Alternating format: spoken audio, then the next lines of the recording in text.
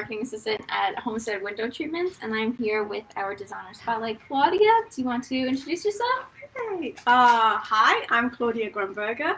I am owner and designer at Grunberger Interiors based in Great Neck on Long Island, and I am so honored to be with you, Taylor. Thank you so much for inviting me. And before we begin, I just want to give a big shout out to all you special mums out there, and you know who you are. Happy belated Mother's Day for me. Yes. I know that we have the toughest jobs, and we deserve special pampering. Absolutely. Every day, each and every day. Yeah, every day is Mother's Day. Yes, it is. It is. Okay, so before we jump into the heavy stuff, let's get to know you a little bit. So how did you become a designer, and how did you know this line of work was for you, and what does it mean to you to be a designer? Oh, it means everything. I really am passionate about what I do. I came into design not the usual way. I've always been creative since I was very, very small. So I've been good at a lot of different artsy things. Right. But my path was definitely not design. I come from London, England, and grew up there, educated there, went to an amazing University College London, and studied French and Italian, which has absolutely nothing to do with interior design. But let me tell you, it helps a lot, because not coming from a design background and actually coming from more of a linguistic background, you are trained to translate, to communicate, to interpret, whether it be a piece of literature or interpreting people around you, living abroad, having that amazing experience abroad. And boy, have I lived abroad. I never knew I would ever end up in the United States in my life. You know, I was like a London born and bred, and I lived in Paris. I studied at the Sorbonne there. I went to the Louvre for many, pretty much every day to study in their library, which is amazing. Lived in Italy, in Venice, in Florence. And in each of these places, I have to not only speak fluently, but I have to learn the culture, integrate, and blend and understand. It's so much more than just visiting a place. And then I met my husband, and I moved to Belgium for 5 years. I had 2 of my 3 kids. I have 2 boys and a girl, 2 girls and a boy. Sorry, I don't even know myself what I have. It's my first mistake. Sorry, kids.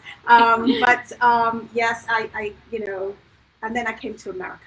So America was the biggest change for me by far. Yeah. So having this world vision and having this experience has really colored my vision for design. And I basically started, like a lot of the people of your viewers here, who they have a passion for design. I had to reinvent myself every time I moved, making myself feel at home, which was very, very important to me. And I started HGTV. Yeah. Shame to admit it, but I did. And really being creative, doing my own home, making mistakes along the way. That's why I can relate very much to your audience at I Love Interior Design Long Island, because I know how it feels. Later went to school, studied, and here I am now. Owning my own firm, 4 years in, doing well, nominated as one of the top 15 firms on Long Island. Amazing. Long Island Press. Great. It's very exciting. I love it. I love it.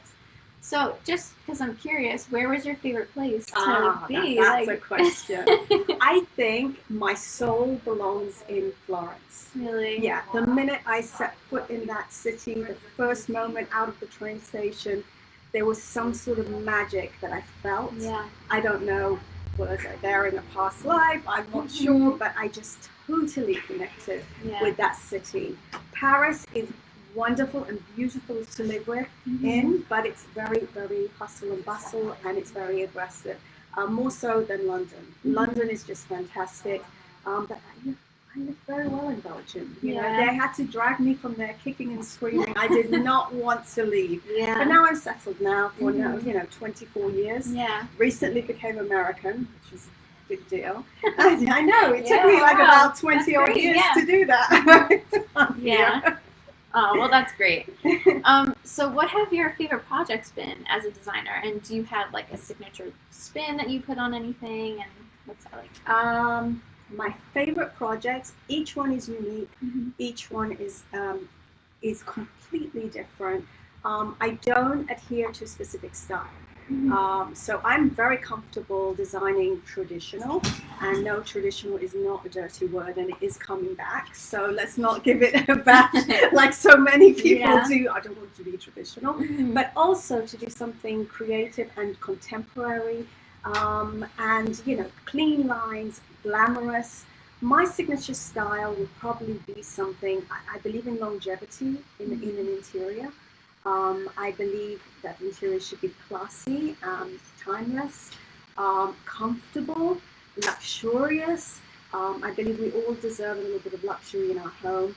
And I'm very, very interested not just in designing pretty rooms, because there are many people who can design a pretty room, but in really getting into the core of who my clients are, how do they want their spaces to feel, and to just transform it and make their home not just look fabulous, but feel fabulous. And that is a really tightrope, a tightrope that I have to walk every single time to know when am I pushing the space, to its limits and making it interesting, and when to hold back because I wanted to make it timeless at the same time. So my favorite project at the moment, and I'm still working with them, is I was approached by a couple in Lloyd Neck, and they said that they were avid antique collectors, and they wanted me to design a Victorian space, like true Victorian. So I knew they were interviewing other designers. I knew this was my project to lose. Yeah. I mean, I was like, I grew up in London. I know this like the back of my hand. And I've been designing that space, and we're now moving on to the next space. And I wanted to make it different than what other designers had come to show them, like different products. So I'm not predictable.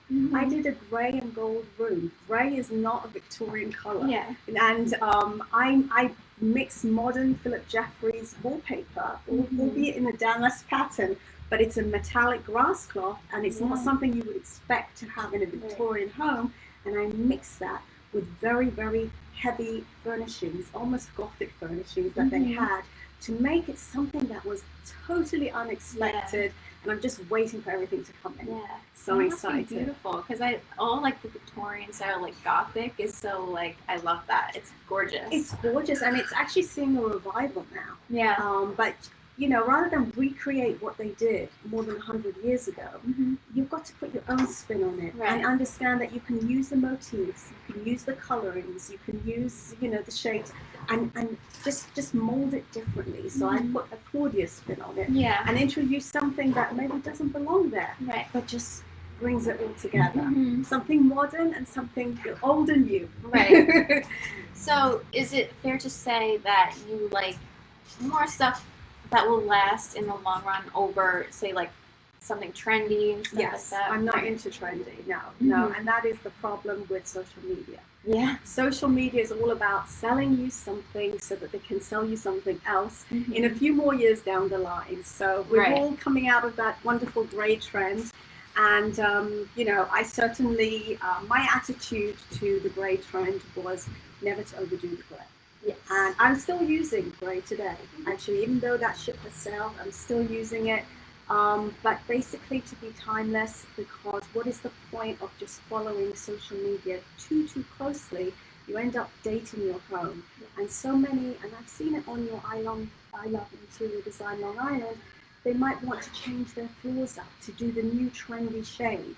And maybe it was a grey, but grey isn't natural, and grey is going to date your interior. So save yourself the money and keep the classic elements, and just be smart and invest smartly in your home, so that you can really reap the benefits in terms of the pricing of your home. You can add value, but you can also create something totally new that can really last you. You're just talking about redecoration, which is much milder. No, that's a great tip. So for someone who's interested in giving their home a makeover, who might see interior design as stressful or intimidating or overwhelming, It is. which you know it can be, Yes, what should they do? I would say my first advice is definitely call an interior designer, and I think that many people think that an interior designer is beyond their reach. Oh, my house isn't grand enough. Oh, I'm only doing one room. Oh, I'm kind of a little bit embarrassed. They only take on big projects, or they're going to completely drown my voice and do what they want to do. And really, I'm here to tell you that actually it's not like that. It's not, at least not with me. It's not like that at all. Checking in with an interior designer for just one consultation call, especially if you're a do-it-yourselfer, it's like that's the most powerful offering that I have. So go for it. Yeah, so for someone that hasn't chosen to take on an interior designer, have they made mistakes that you've had to fix? Like what?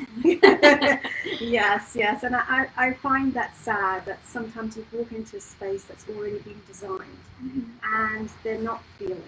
They're like, I did everything, I spent a lot of money. You can see that they put a lot of thought and money in their room, but there's something is off. And to change it again requires more money. So again, that goes to the point of hire someone at least early on, at least to check in with, even if it's a one-off, so that you can make better decisions that make sense for your interior. But yes, if you've chosen the wrong tiles, the wrong floor, or you've done all your window treatments and they weren't quite the way that I think they should have been, but maybe they're just giving you privacy, but they're not actually complementing the decor in any way, then it's hard. It's painful to have to say, let's correct. So if someone has chosen to hire an interior designer, what would that process kind of look like for them? Well, I think that when people are looking for an interior designer, they should probably go with a magic number of 3. So I know a lot of people ask for recommendations on the forum, which is fantastic. Gives people the opportunity to voice who they've had a wonderful time working with. But I think they should check online, Google top interior designer, Long Island, see who comes up, go on websites, check them out. Maybe you'll have one person that really stands out for you. Get on a discovery call with that designer and talk about your project. See, do you gel with that designer? Communication and personality is key. And it's a little bit like finding an interior designer is a little bit like dating. You're not going to perhaps take the first person that you come up with. It's not going to be Prince Charming, but you're going to maybe interview and you're going to see, who do I feel best with? Who can I have a working relationship?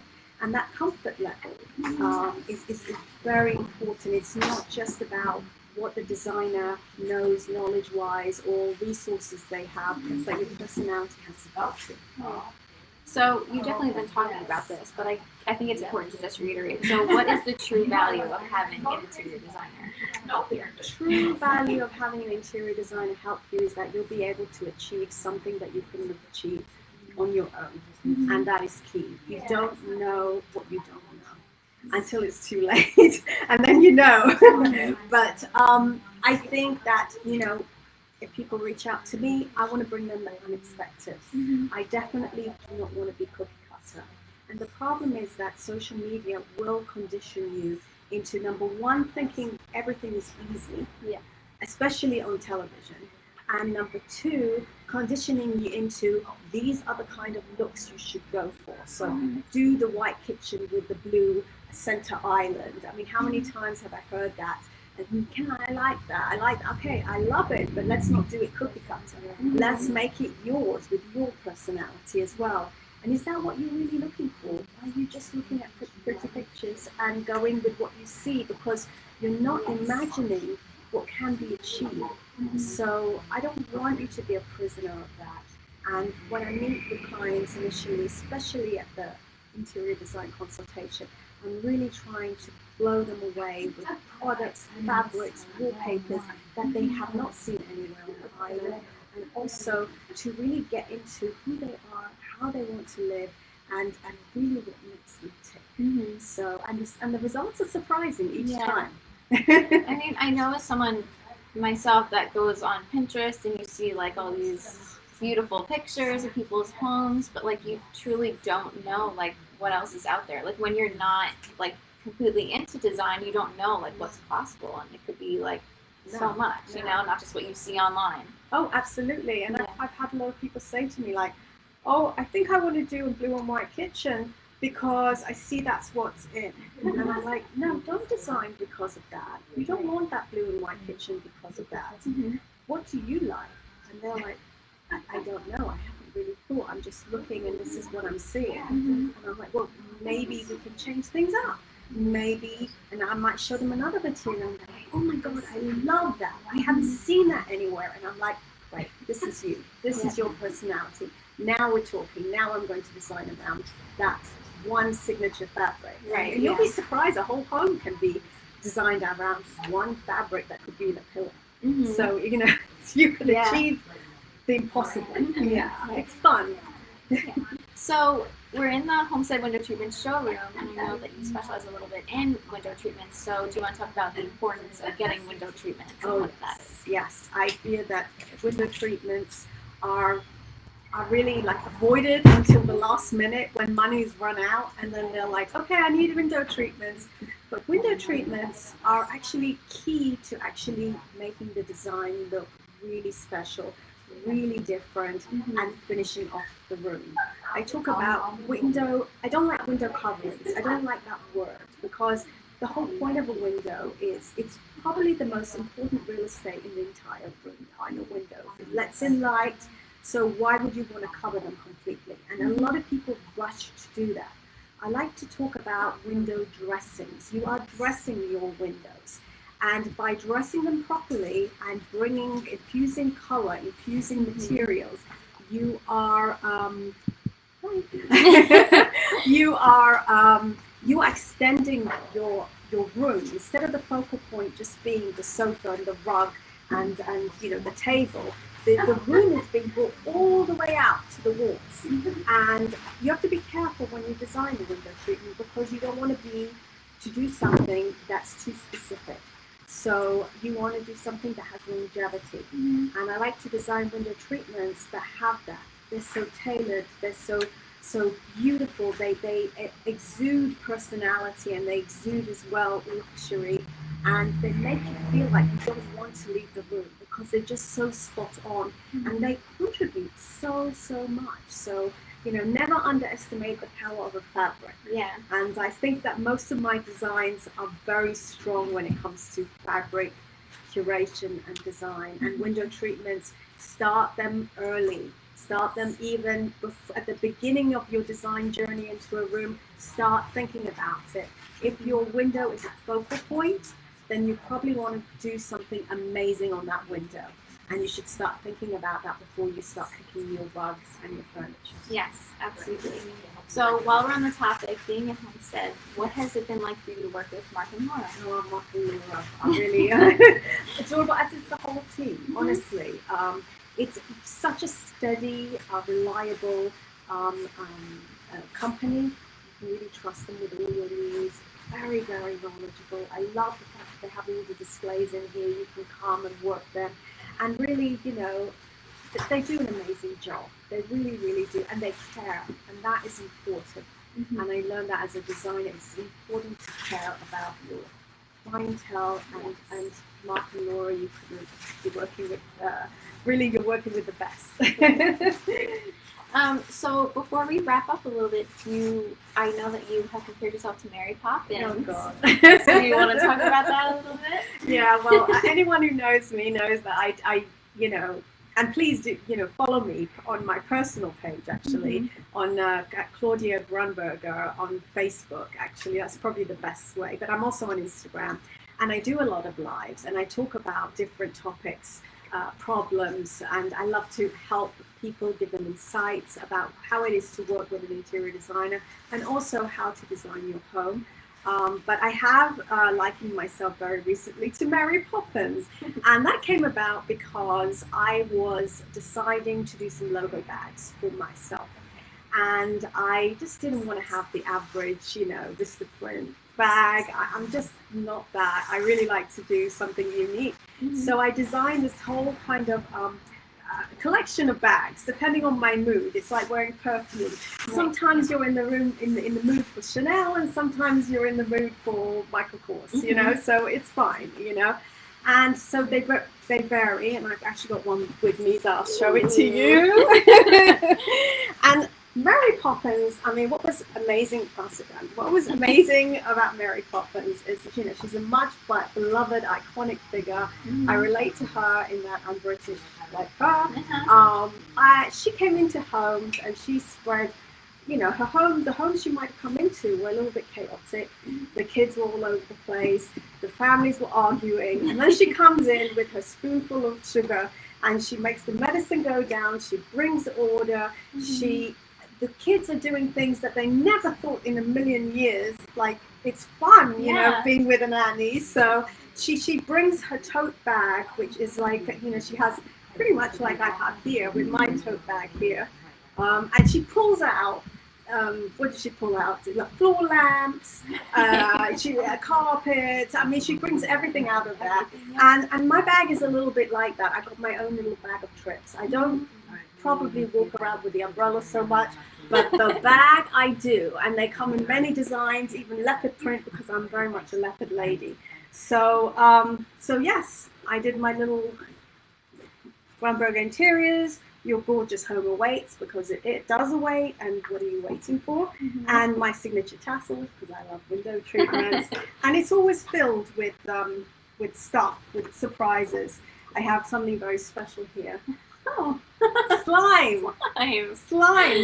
One of my clients, I'm doing a 9-year-old girl's room, and she's convinced she wants to be an interior designer. So I'm helping her on her journey. And so she said to me, "How is it like to be an interior designer?" And I said, "Well, you know, it's not all having fun and shopping. You know, it's stressful."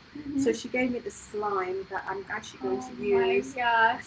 That's so cute. That's so nice. Oh my God, yeah. We had a lot of a big conversation. She told me all about when she's going to date and how many children she's going to have and dogs and God knows what. And like even here, I've got her like project here. Like I carry around. Oh, I've got something for you as well. Oh, there. Oh, yay! Solar shades coming up in this room. But like this is what I like to do. So she's 9-year-old. I wanted to create her something timeless. So I decided to do a plaid wallpaper on the ceiling. She loves blue, so imagine that, and it does it in a diagonal pattern, so that the room feels like it's completely opened up. And my window treatment, we're going to do a Roman blind, but I noticed that the parents are a little afraid of fabrics, in particular florals, and I love a good floral. So we're doing it in this beautiful, like silk mix fabric, I love that. regular Roman, but I'm going to band it in this like pinky coral. I'm going to show this very well. We're going to create a banding. So we're going to have the little piping over here with this pattern fabric, almost like a picture frame going all the way through. Right. So she's 9 now, but she won't be allowed to sleep when she's 20 years old in this room, and it will grow with her. And that's what I'm trying to do. So so this was very acceptable, and they love it because they can mix anything with it. Geometrics, other florals, whatever she wants. And we're going to have a lot of fun with this room, with carpeting, leopard print carpeting in like a sky blue. It's going to be really, really awesome. So she's an awesome girl, and I love my clients. They really are what makes the design special. Absolutely. At the end of the day. Yeah. Yes. That's wonderful. Yeah. So that's my bag. So before we go, is there anything else you want to mention? Any other advice for anybody out there? Or any shout out? I would say that it's very DIY design. You have to be brave. You have to have patience, especially now with COVID, when ordering a sofa. I mean, you could give birth before the sofa arrives. I mean, unfortunately, but that's what it is. And my advice is really to reach out to an interior designer, either for just a consultation, or if you are trying to do something and you want to make your home just right, you know, you might need a project design, or you might need somebody working by your side, or you might even need just somebody going shopping for a day, which is what I do sometimes, to help people. They have a to-do list, and I just get through it with them. So there are different ways to work. It is very stressful. It is very easy to think that it's fun until it's not fun. And to understand the difference between free design and paid design. So typically when you look into a store, they are salespeople first. And they might be giving an impression of free design service, but basically they don't have the qualifications. And I have been to houses where quite reputable stores have gone and specified furnishings that had no place to be in certain rooms. And they were oversized, the room felt cramped, and then to come in afterwards to be asked to correct that. It's very painful to say, well, as much as these beautiful Vanguard sectional is lovely, but it should never have been chosen for the space because it's dwarfing the entire room. So understand, you know, you're getting advice, but it's salespeople only. And you need a plan, number one, and you need to stick to that plan. Not get like shop as you go and shop for things as you like, as you stumble across them. Because design is a puzzle and the pieces have to fit together. And if you change one element, others have to change alongside with it. And don't get too hooked up about the pictures that you see on Instagram and Pinterest, because what works in one space, you might be looking at a 6,000 square foot mansion, might not work in your home, might not be the right design. So reach out to help at your time. Yeah, if you learned anything, reach out to an interior designer, because like Claudia was saying, I mean, it's so true. When you go into somewhere, they're just trying to sell you something, really. They don't care about you. They don't care. They don't come to your house. And it's about sales. They work on commission. I'm not saying that they're ruthless and they don't care about their work. Yeah, but it's not the same level of expertise. And also they're repping brands that they rep. Right. Whereas working with someone like me, I'm not repping any particular brand. I'm going to find the right product for your space at the right quality level. So that's important too.